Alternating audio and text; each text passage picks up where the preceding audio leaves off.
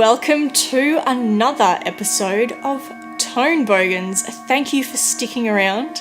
I want to try a little experiment before this episode really gets into it. I want you to press pause and I want you to write your favourite song that uses tremolo in the comments, and we will see how many people pick the song that I have in my head. I'm not going to tell you what it is, but I will tell you if you write it in the comments below. Today we have the Rowin Trelicoptor. I'm pretty sure that Mua also calls theirs a Trelicoptor, which I'm sure was some kind of PR nightmare for the both companies, and I don't know who copied who with that name, but this is the Rowin branded one.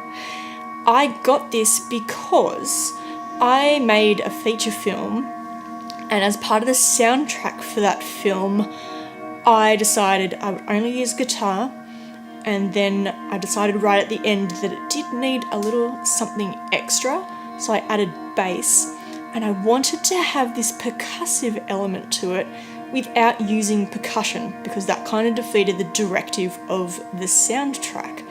So what I did is I bought this for about $30.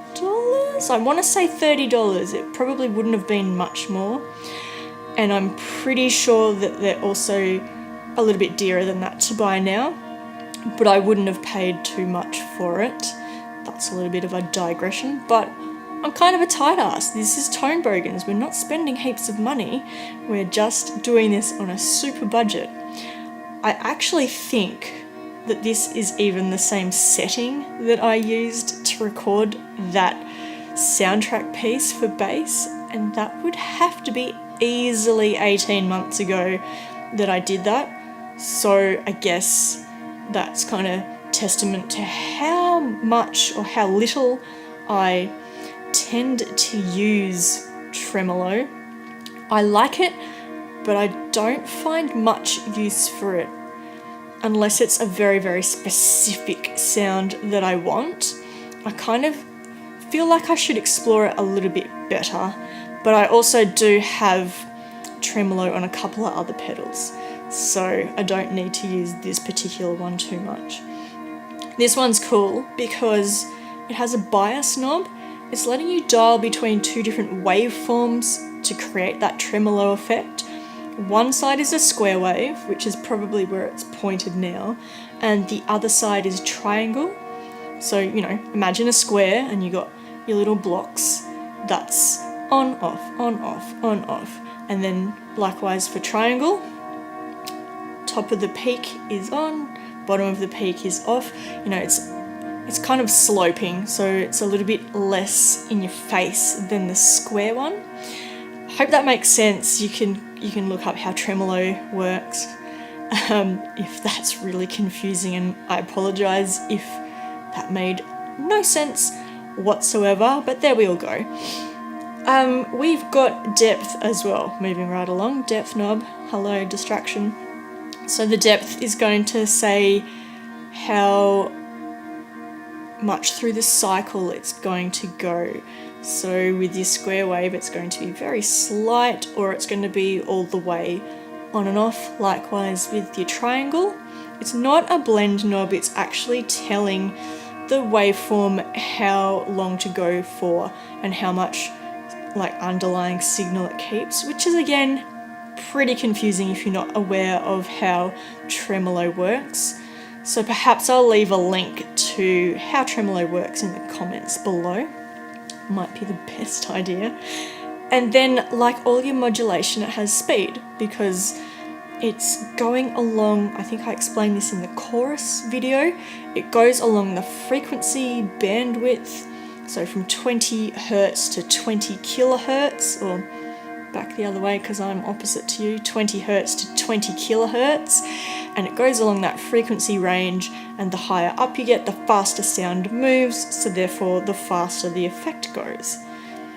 What we'll do is we'll go and play some riffs, and then we will reconvene at a later time.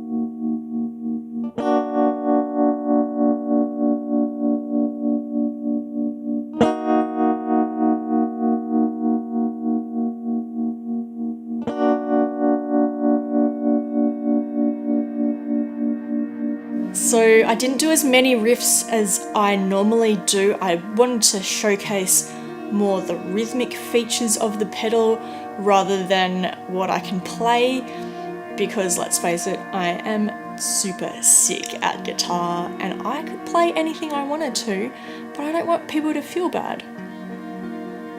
May or may not have just lied outright then. I really just wanted to showcase what tremolo does. We've heard it a million times in probably as many songs. It's quite iconic, it's instantly recognisable, and it can add a really great texture to a piece of music if you think something needs to be more interesting. Or, as I said at the start, I used it purely as something that was percussive, and it worked really well in that context.